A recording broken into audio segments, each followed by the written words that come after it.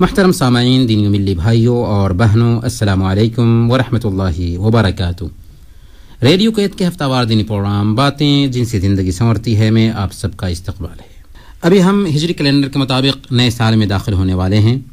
1437 ختم ہوگا اور 1438 میں ہم کچھ ہی دنوں میں داخل ہوں گے۔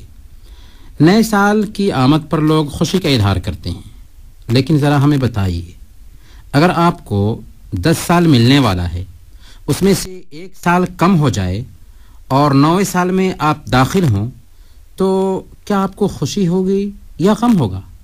ظاہر ہے کہ غم ہوگا۔ اسی لیے اسلام یہ کہتا ہے کہ نئے سال کی آمد پر خوشی کا اظہار نہیں کرنا، بلکہ اپنے آپ کا جائزہ لینا ہے کہ ہم نے پچھلے سال کو کیسے گزارا، ہماری زندگی میں کتنی خامیاں رہیں، ہم نے کتنے گناہ کیے۔